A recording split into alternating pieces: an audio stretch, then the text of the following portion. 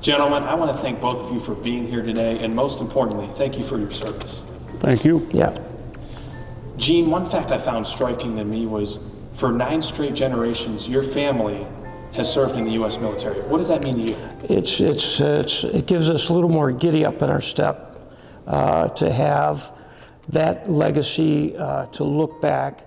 My wife is a daughter of the American Revolution, and we shared the story of her 6th great-grandfather, who's a charter member of the Society of the Cincinnati, founded by Alexander Hamilton and George Washington. Would you guys be able to tell me a little bit about your service? I'll start with you, Chris. Yeah, I was a damage controlman 3rd class. I was the main firefighter on the ship. Did 2 deployments, and for to Afghanistan and in the Middle East area. Myself, I was of the Vietnam era. I was drafted in '72, and I went to Fort Polk, and we got all our training done, and we were all set to go to Vietnam. And President Nixon got on TV, and he stopped the draft, and our unit stopped right where it was at, and then they reissued orders for us. And I was fortunately sent to the 25th Division's home base, which was Schofield Barracks, Hawaii, and I was in engineers. And he lucked out. I did luck out. I never will say I did. I was very fortunate. Yeah. Chris, can you tell us, what does your service mean to you?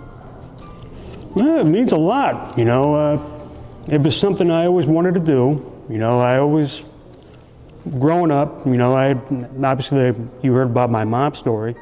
Military service was always in our family, and it was something that I wanted to keep on going. So fortunately, I was able to do that, and I was able to see the world and met a bunch of my best friends in the process. So yeah, it meant a lot. Being engineers and stuff, working and with some of the different units I was with, to always be on time, and it's very important, and it still comes through today, because Chris gets on me because I'm always early, and I'm a firm believer in if you're 15 minutes early, you're late. I think the military teaches you to try to do the right thing every time.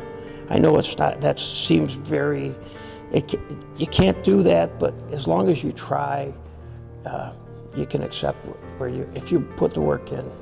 What was the best part about serving in the military? Well, yeah, it goes back to the family brotherhood that I was just talking about. You meet friends and friends from all around the world, or all around the country, pretty much. And I'm still tied with a lot of them. I actually just was with them 3 weeks ago. We went and saw a football game down in North Carolina. So, yeah, that was the best part. That, and obviously the travel, because I was Navy. So, yeah, as I told you, I'm a big history buff. And history-wise, I got to see a lot of the places that I always wanted to go to. What was the best part about serving? Well, I would definitely say my duty assignment, but the best part of serving was just developing a mindset of working with other people. When I went to school here in Ridgeville, of course, I played many sports, but when you're in the service with total strangers, people that you didn't go through school with for 12 years, you have to adapt, and you have to work together for a common goal. When you were overseas, how did you stay in contact with your family? Well, as we said, communication has come a long way. We had phones on the ship that could actually call out. Usually it was in case of emergency. I did a lot of training for the crew on the ship, so I got some special access at times, and I was able to stay in touch with them 2 to 3 times a week. Boot camp, it was, the old way, letters, but we were able to stay in contact a lot, so it was nice.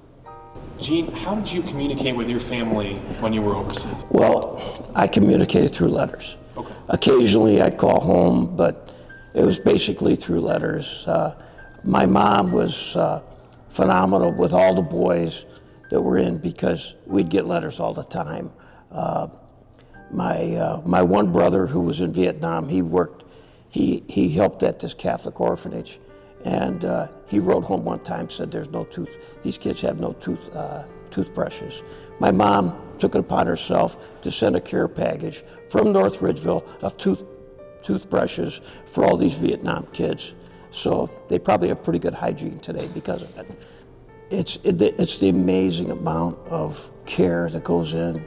The words, sometimes when you see a letter from a person, like through the project I work on with the Historical Society, Letters Home, the letters are so amazing that you see a person, especially in harm's way with some of the ones we had, where the most mundane things are so important.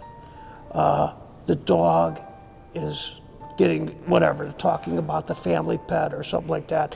I never had to deal with that. Like I said, I was not in Vietnam, and I want to specifically make that clear.